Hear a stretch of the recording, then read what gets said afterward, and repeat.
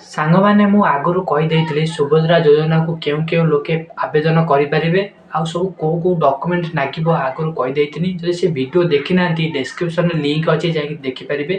ଏବେ ବର୍ତ୍ତମାନ ଆମେ ଜାଣିବା ଏବେ ଯେଉଁ ସୁଭଦ୍ରା ଯୋଜନା ଆସିଛି ତା'ର ଆପ୍ଲାଏ କରିବା ପାଇଁ ଏବେ ଗୋଟେ ଅଫଲାଇନ୍ ଫର୍ମ ଭରିବାକୁ ପଡ଼ିବ, ତାପରେ ଯାଇକି ଆପ୍ଲାଏ କରିପାରିବେ। ଚାଲନ୍ତୁ ଏଇ ଫର୍ମଟାକୁ କେମିତି ଭରାଯାଏ ଆଜି ଆମେ ଶିଖିବା। ଯଦି ଭିଡ଼ିଓଟି ଭଲ ଲାଗେ ଭିଡ଼ିଓଟିକି ଲାଇକ୍ କରି ସେୟାର କରିଦେବେ ସମସ୍ତଙ୍କ କତିକି, ଜଲ୍ଦି ସେୟାର କରିଦେବେ। ଚାଲନ୍ତୁ ଆଜି ଭିଡ଼ିଓ ଷ୍ଟାର୍ଟ କରିବା। ତ ଫ୍ରେଣ୍ଡସ୍ ବର୍ତ୍ତମାନ ମୁଁ ସୁଭଦ୍ରା ଯୋଜନାର ଫର୍ମକୁ ପଳେଇ ଆସିଲି, ଦେଖିପାରୁଥିବେ। ବର୍ତ୍ତମାନ ଚାଲନ୍ତୁ ଏବେ ଦେଖିବା ସୁଭଦ୍ରା ମହିଳା ଓ ଶିଶୁ ବିକାଶ ବିଭାଗ ଓଡ଼ିଶା ଆବେଦନ ପତ୍ର। ଏହି ଫର୍ମ ସମ୍ପୂର୍ଣ୍ଣ ମାଗଣାରେ ଉପଲବ୍ଧ। ତ ଫ୍ରେଣ୍ଡସ୍ ଦେଖନ୍ତୁ ଏଇଠି ଲେଖା ହେଇଛି ଆବେଦନକାରୀଙ୍କ ବିଶେଷ ବିବରଣ। ମାନେ ହେଉଛି ଯେଉଁ ମହିଳା ଆବେଦନ କରିବେ ତାଙ୍କର ଏଇଠି ସବୁ ପୂରଣ କରିବ, ସବୁ ଦେଇଛି କୋଠରୀ।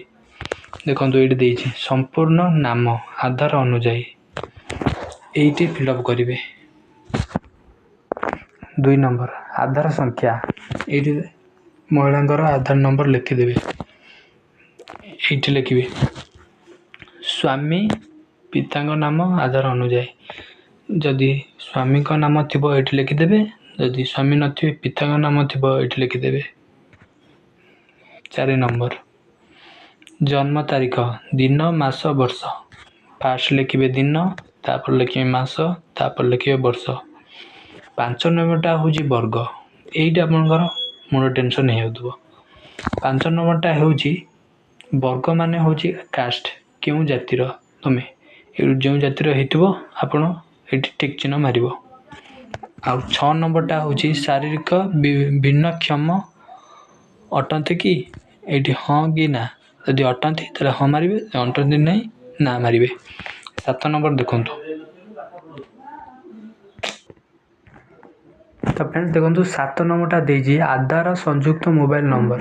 ଆଧାର କାର୍ଡ଼ରେ ଯେଉଁ ମୋବାଇଲ ନମ୍ବର ଲିଙ୍କ୍ ଥିବ ଏଇଠି ଲେଖିଦେବେ। 8 ନମ୍ବରଟା ହେଉଛି ବିକଳ୍ପ ମୋବାଇଲ ନମ୍ବର, ଗୋଟେ ମୋବାଇଲ ନମ୍ବର ଏଇଠି ଦେଇଦେବେ। 9 ନମ୍ବରଟା ହେଉଛି ଜିଲ୍ଲା, ଆପଣ ଯେଉଁ ଜିଲ୍ଲାରେ ରହୁଥିବେ ଜିଲ୍ଲା ନାଁ ଲେଖିଦେବେ ଏଇଠି। ତାପରେ ଦେଖନ୍ତୁ 10 ନମ୍ବର ଗ୍ରାମାଞ୍ଚଳ ନିମନ୍ତେ ଗ୍ରାମ ନାଁ ଲେଖିଦେବେ। ଆପଣ ଗ୍ରାମାଞ୍ଚଳରେ ଯଦି ରହୁଥିବେ ଗ୍ରାମ ନାଁ ଲେଖିଦେବେ।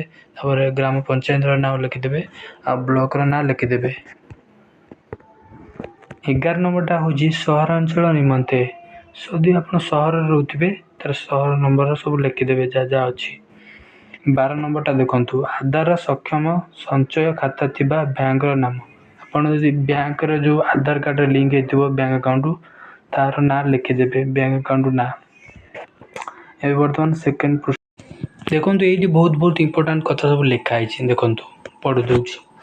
ପୂର୍ବ ପୃଷ୍ଠାରେ ଉଲ୍ଲେଖିତ ତଥ୍ୟ ଆମର ଜ୍ଞାନ ଅନୁଯାୟୀ ସତ୍ୟ ଅଟେ। ମୁଁ ଜ୍ଞାତ ଯେ ଏଥିରୁ କୌଣସି ମିଥ୍ୟା ପ୍ରମାଣିତ ହେଲା ଏହି ଆବେଦନକୁ ପ୍ରତ୍ୟାଖ୍ୟାନ କରାଯାଇପାରେ ଏବଂ ଆଇନଗତ କଠୋର କାର୍ଯ୍ୟାନୁଷ୍ଠାନ ଗ୍ରହଣ କରାଯାଇପାରେ।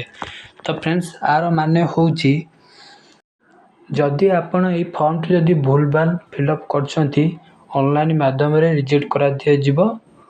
ଆଉ ଯଦି ତୁମେ ଏଲିଜିବିଲିଟି ନଥିବ, ଯଦି ଜୋର ଜବରଦସ୍ତି ଆବେଦନ କରୁଥିବ ତାହେଲେ ଆପଣଙ୍କ ଉପରେ କଡ଼ା କାର୍ଯ୍ୟାନୁଷ୍ଠାନ କରାଯାଇପାରେ।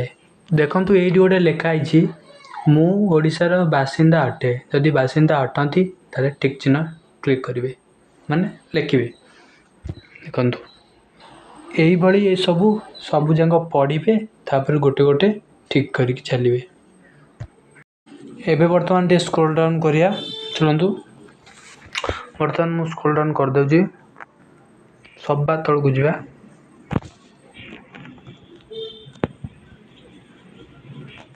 ଏଇଠି ଦେଖନ୍ତୁ ଏଇଠି ଲେଖା ହେଇଛି ଆବେଦନକାରୀଙ୍କ ଦସ୍ତଖତ ଦେଇଦେବେ, ତାପରେ ତାରିଖ ଦେଇଦେବେ, ଯେଉଁ ତାରିଖ ଯଦି ଆପ୍ଲାଏ କରିବେ ସେଇ ତାରିଖ ଦେଇଦେବେ।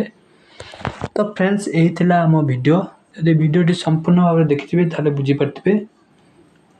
ଚାଲନ୍ତୁ ରହୁଛି, ବାଏ।